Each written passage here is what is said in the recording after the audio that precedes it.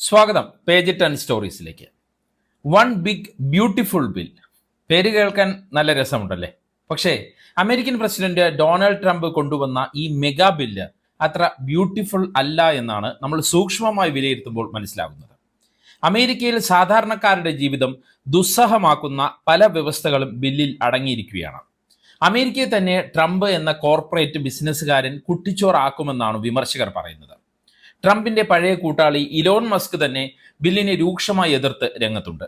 പക്ഷേ മസ്ക് ബില്ലിനെ എതിർക്കുന്നത് സാധാരണക്കാർക്ക് വേണ്ടിയല്ല, അതിന് ചില ബിസിനസ് താല്പര്യങ്ങളാണ് ഉള്ളത്. എന്തൊക്കെ വ്യവസ്ഥകളാണ് ട്രംപിന്റെ മെഗാ ബിൽ മുന്നോട്ട് വയ്ക്കുന്നത്? അതിൽ ഒളിഞ്ഞിരിക്കുന്ന ട്രംപിന്റെ താല്പര്യങ്ങൾ എന്തൊക്കെ? ഇതൊക്കെയാണ് നമ്മൾ പരിശോധിക്കാൻ ശ്രമിക്കുന്നത് ഈ വീഡിയോയിലൂടെ. വൺ ബിഗ് ബ്യൂട്ടിഫുൾ ബിൽ എന്നത് വിളിപ്പേരാണ്. ബില്ലിന്റെ യഥാർത്ഥ പേര് American economic security and infrastructure reform act 2025 എന്നാണ്.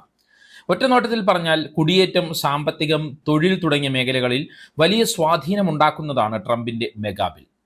ബില്ലിനെ കുറിച്ച് കൂടുതൽ വായിക്കുമ്പോൾ മനസ്സിലാകുന്ന ചില കാര്യങ്ങളുണ്ട്. അതായത് ഒറ്റനോട്ടത്തിൽ വായിച്ചാൽ ബിൽ വളരെ നല്ലതാണെന്ന് തോന്നാം. പക്ഷേ സൂക്ഷ്മമായി വിലയിരുത്തിയാൽ ബില്ലിന്റെ ഭാരം കൂടുതൽ താങ്ങേണ്ടി വരിക സാധാരണക്കാരാണെന്ന് മനസ്സിലാക്കാം. പ്രധാനപ്പെട്ട 5 വ്യവസ്ഥകൾ പരിശോധിക്കുമ്പോൾ തന്നെ ഈ ബില്ലിന്റെ കാര്യത്തിലെ ട്രംപിന്റെ ബിസിനസ് ബുദ്ധി നമുക്ക് മനസ്സിലാക്കാൻ പറ്റും.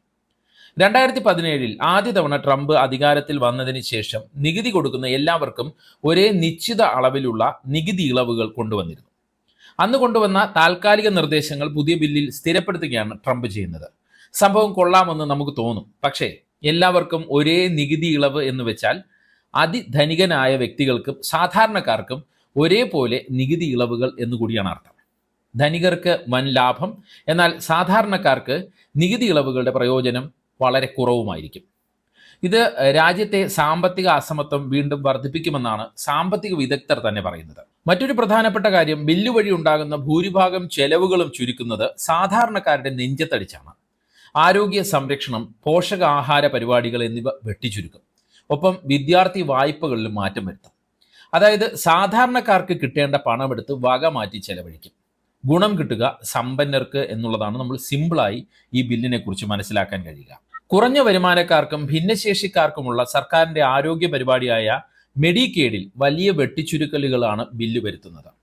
ഇതോടെ ഏകദേശം 1.2 കോടി ആളുകൾക്ക് ആരോഗ്യ പരിരക്ഷ നഷ്ടപ്പെട്ടേക്കാമെന്ന ആശങ്കയാണ് കോൺഗ്രഷണൽ ബഡ്ജറ്റ് ഓഫീസ് അഥവാ CBO എന്ന സ്വതന്ത്ര ഏജൻസി പങ്കുവയ്ക്കുന്നത്. ഒരു സാധാരണ കുടുംബത്തിലെ ഒരംഗത്തിന് അപ്രതീക്ഷിതമായി ഒരു അസുഖം വന്നാൽ മതി, അവരുടെ ജീവിതം ആകെ തകിടം മറിയും. ചികിത്സാ ചെലവുകൾ അവരുടെ നടുവൊടിക്കുന്ന ഒരു അവസ്ഥ വരും. ഭക്ഷ്യസഹായ പരിപാടികളിലും ഈ ബില്ല് വലിയ മാറ്റങ്ങൾ വരുത്തുന്നുണ്ട്. അമേരിക്കയിൽ ദരിദ്ര വിഭാഗങ്ങൾക്ക് ഭക്ഷണം വാങ്ങാൻ സഹായിക്കുന്ന ഒരു ഫെഡറൽ പദ്ധതിയുണ്ട്. സ്നാപ്പ് എന്നാണ് അതിന്റെ പേര്. അതായത് സപ്ലിമെന്റൽ ന്യൂട്രീഷൻ അസിസ്റ്റന്റ് പ്രോഗ്രാം അഥവാ സ്നാപ്പ്. ദരിദ്ര കുടുംബങ്ങൾക്ക് ഭക്ഷണം വാങ്ങാൻ ഒരു ഇലക്ട്രോണിക് ബെനിഫിറ്റ് ട്രാൻസ്ഫർ കാർഡ് നൽകുന്നു. അതായത് ഒരു ഡെബിറ്റ് കാർഡ് പോലെ അത് പ്രവർത്തിക്കും. 2024 കണക്കനുസരിച്ച് ഏകദേശം 4.2 കോടി അമേരിക്കക്കാർ, അതായത് അമേരിക്കൻ ജനസംഖ്യയുടെ 12.5% ആളുകൾ ഈ സ്നാപ്പ് പദ്ധതി ആശ്രയിക്കുന്നു. ഇതിൽ 41% കുട്ടികളും 12% പ്രായമായവരുമാണ്. ശരാശരി ഒരു വ്യക്തിക്ക് മാസം $150 മുതൽ $200 വരെ കിട്ടും. ഭക്ഷ്യസുരക്ഷ ഉറപ്പാക്കുന്നതിൽ വലിയ പങ്ക് വഹിക്കുന്ന പദ്ധതിയാണിത്. സ്നാപ്പിന്റെ ബജറ്റ് ഗണ്യമായി കുറയ്ക്കുമെന്ന് പുതിയ ബില്ല് പറയുന്നു. എത്ര തുക കുറയ്ക്കുമെന്ന് വ്യക്തമല്ല. ഇതോടെ ഏകദേശം 1 മുതൽ 2 ദശലക്ഷം ആളുകൾ പദ്ധതിയിൽ നിന്ന് ഒഴിവാക്കപ്പെടുമെന്നാണ് കണക്കാക്കുന്നത്. ജോലി ഉണ്ടെങ്കിൽ മാത്രം ഭക്ഷണം ലഭിക്കുമെന്നൊരു അവസ്ഥ പല കുടുംബങ്ങളിലേക്കും വരും. അമേരിക്കയിൽ പട്ടിണി മരണങ്ങൾ റിപ്പോർട്ട് ചെയ്താലും അത്ഭുതപ്പെടാനില്ല എന്നാണ് ഈ രംഗത്തുള്ളവർ പറയുന്നത്. കുടിയേറ്റ ജനവിഭാഗങ്ങൾക്കിടയിൽ ബില്ല് വലിയ ആശങ്കയാണ് ഉണ്ടാക്കിയിരിക്കുന്നത്. നമുക്കറിയാം, ട്രംപ് വന്നത് മുതൽ കുടിയേറ്റക്കാർക്ക് വലിയ ആശങ്കയാണ്. അതിർത്തി സുരക്ഷയും കുടിയേറ്റവും ബില്ലിലെ ഒരു പ്രധാന ഭാഗമാണ്. അമേരിക്ക മെക്സിക്കോ അതിർത്തിയിൽ മതിൽ നിർമ്മാണത്തിന് വൻ തുക ബില്ലിൽ വകയിരുത്തിയിട്ടുണ്ട്. രേഖകളില്ലാത്ത കുടിയേറ്റക്കാരെ നീക്കം ചെയ്യാനായി ഇമിഗ്രേഷൻ തടങ്കൽ കേന്ദ്രങ്ങൾക്ക് $45 ബില്യൺ വരെ അനുവദിക്കുമെന്ന് ബില്ലിൽ പറയുന്നു. നാടുകടത്തൽ പ്രവർത്തനങ്ങൾക്ക് $14 ബില്യൺ ആണ് അനുവദിക്കുക. 2029 ആകുമ്പോഴേക്കും 10,000 പുതിയ ഇമിഗ്രേഷൻ ഏജന്റുമാരെ നിയമിക്കാനുള്ള ധനസഹായത്തിനും ബില്ലിൽ ധാരണയുണ്ട്. ഇതെല്ലാം കുടിയേറ്റക്കാർക്കിടയിൽ വലിയ അരക്ഷിതാവസ്ഥ ഉണ്ടാക്കുന്നുമുണ്ട്. ബില്ലിലെ മറ്റൊരു പ്രധാനപ്പെട്ട വ്യവസ്ഥ ഫെഡറൽ കടമെടുപ്പ് പരിധി $5 ട്രില്യൺ വർദ്ധിപ്പിക്കും എന്നുള്ളതാണ്. ഇത് അമേരിക്കൻ ചരിത്രത്തിലെ തന്നെ ഏറ്റവും വലിയ വർധനവാണ്. ഇത്രയും വലിയ തുക കടമെടുത്താൽ മാത്രമേ ബില്ലിൽ ഉൾപ്പെടുത്തിയിരിക്കുന്ന കാര്യങ്ങൾ ചെയ്യാൻ പറ്റൂ എന്നാണ് ട്രംപ് പറയുന്നത്.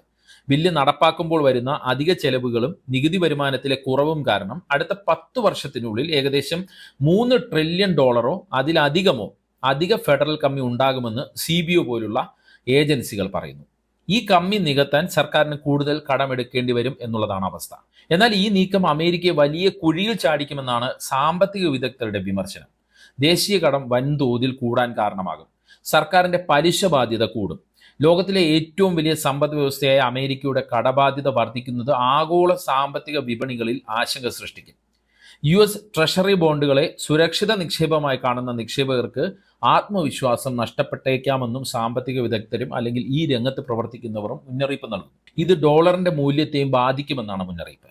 വലിയ തോതിലുള്ള കടബാധ്യതകൾ വരും തലമുറയ്ക്ക് വലിയ സാമ്പത്തിക ഭാരമായി മാറും. കടം തിരിച്ചടയ്ക്കാൻ ഭാവിയിൽ നികുതി വർദ്ധിപ്പിക്കേണ്ടി വരികയോ അല്ലെങ്കിൽ സർക്കാർ സേവനങ്ങൾ തന്നെ വെട്ടിച്ചുരുക്കേണ്ടി വരികയോ ചെയ്യാം എന്നും സാമ്പത്തിക വിദഗ്ധർ മുന്നറിയിപ്പ് നൽകുന്നു. അതായത് കടമെടുപ്പ് പരിധി വൻതോതിൽ കൂട്ടുന്നത് അമേരിക്കയുടെ സാമ്പത്തിക സ്ഥിരതയ്ക്ക് തന്നെ വെല്ലുവിളിയാകാം. ബില്ലിനെ കടങ്ങളുടെ അടിമത്തം എന്നാണ് ട്രംപിന്റെ പഴയ കൂട്ടാളി ഇലോൺ മസ്ക് വിശേഷിപ്പിച്ചത്. കടമെടുപ്പ് പരിധി കൂട്ടുന്നതിനെയാണ് മസ്ക് എതിർക്കുന്നത്. മുമ്പ് നിലവിലുണ്ടായിരുന്ന ഇലക്ട്രിക് വാഹനങ്ങൾക്കും സൗരോർജ്ജ പദ്ധതികൾക്കുമുള്ള നികുതി ഇളവുകൾ പുതിയ ബില്ല് റദ്ദാക്കുന്നുണ്ട്. ടെസ്ലയുടെയും സോളാർ സിറ്റിയുടെയും സ്ഥാപകൻ എന്ന നിലയിൽ ഈ നീക്കങ്ങൾ മസ്കിന്റെ ബിസിനസ്സുകളെ നേരിട്ട് ബാധിക്കും. ഈ ബിസിനസ് താല്പര്യങ്ങളും മസ്ക് ഈ ട്രംപിനെ വിമർശിക്കുന്നതിന് കാരണമാണ്. വിവാദ നികുതി ബില്ലിനെതിരെ ഡെമോക്രാറ്റുകൾ വലിയ എതിർപ്പുകളാണ് മുന്നോട്ട് വയ്ക്കുന്നത്. പക്ഷേ അതെല്ലാം അതിജീവിച്ചാണ് ട്രംപ് ഈ ബില്ലുകൾ ഓരോ സഭയും പാസ്സാക്കിയത്.